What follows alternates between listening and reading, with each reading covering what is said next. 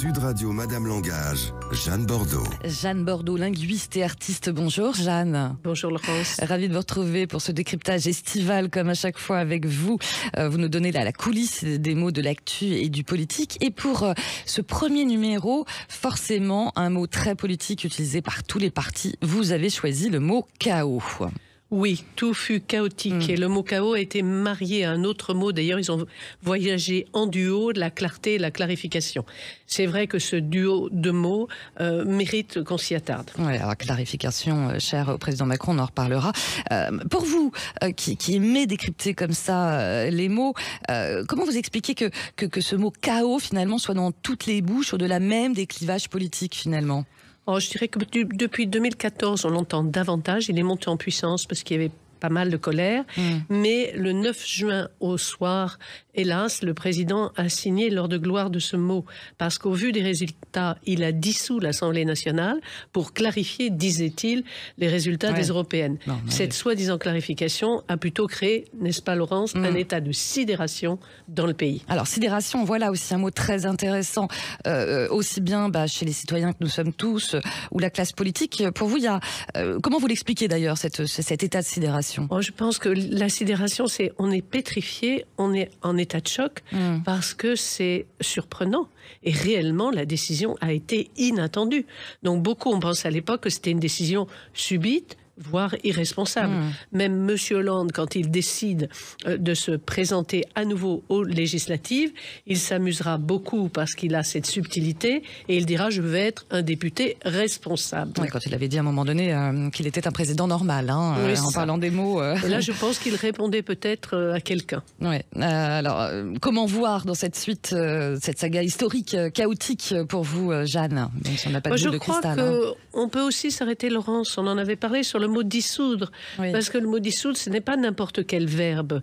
Dissoudre, ça veut dire désagréger, ça veut dire faire disparaître. Et en plus, il y a toujours une connotation sensible dans les mots, et la symbolique de la dissolution, c'est le liquide. Donc on a eu l'impression qu'inconsciemment, dans l'esprit du président, ce liquide de la dissolution allait éteindre le feu, parce que les colères ont été successives malgré tout. Et il a lancé cette grenade le 9 juin au soir à 21h02. Ouais, forcément. Et puis après cette décision de dissolution qui a sidéré un petit peu tout le monde, beaucoup de réactions et beaucoup de mots éloquents aussi prononcés, lesquels ont retenu votre attention. C'est vrai, il y a des mots autour et le mot lui-même qui a été repris. C'est-à-dire, pendant la campagne des législatives, le président a dit c'est le chaos ou moi. Monsieur Bardella enchaînait avec sursaut ou chaos. Sous-entendu, bien sûr, que le sursaut semblerait être le RN. Donc le chaos, c'est un bouleversement et on a même entendu une expression assez ancienne qui est remontée, qui est la chienlit, qui a été très chère à De Gaulle et Pompidou. Ouais, à l'époque de 68. Alors, il faut peut-être rappeler, Jeanne, étymologiquement parlant, c'est quoi finalement le chaos ? Alors, dans la Bible, le chaos, c'est ce qui est sans ordre. Chez les Grecs, ça allait plus loin, c'était la confusion initiale. Et il est vrai qu'avec la dissolution, le président a créé la confusion. D'où l'utilisation presque incantatoire et répétée en duo, dont je vous parlais tout à l'heure, comme si c'était le jour et la nuit qui vivaient ensemble, du mot clarification, qui était là comme pour exorciser l'utilisation exagérée quand même du mot chaos, parce qu'on n'en est peut-être pas encore là. Si on prend un grand maître comme Pythagore, lui disait l'ordre et lumière, le chaos, ce sont les ténèbres. D'autres auteurs ont pensé, eux, plus positivement, Laurence, que le chaos peut peut-être nous faire marcher vers une forme de reconstruction. Et on a entendu aussi une phrase, c'est « les paradigmes changent le monde change de voie, des voies nouvelles s'ouvrent ». Donc, tout le monde n'était pas que pessimiste non plus. Mais le mot paradigme a quand même été un peu surutilisé et je le trouve un peu conceptuel et peu clair. Alors justement, un peu de clarification, comme dirait le président. Paradigme, on l'utilise à toutes les sauces, mais on ne sait pas exactement ce que ça veut dire. Oui, en fait, si on ne convoque pas des sciences compliquées ni la philo, paradigme, c'est on sent qu'une nouvelle donne doit s'installer, et le paradigme, c'est un modèle au départ cohérent du monde qui repose sur un fondement défini.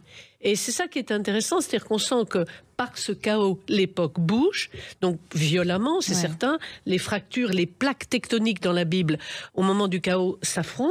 Et on voit bien que ce qui était défini semble avoir besoin d'être revu et repensé. D'ailleurs, puisqu'on est ensemble souvent, le verbe qui a le plus existé depuis 3 ans, c'est réinventer. C'est vrai. Ce n'est depuis le Covid. Hein. Oui, ce n'est peut-être pas un hasard. Ouais, et le mot de la fin, ça pourrait être quoi alors? On est toujours dans la réinvention Une métamorphose est en cours, de profondes transformations adviennent, et trans, c'est joli.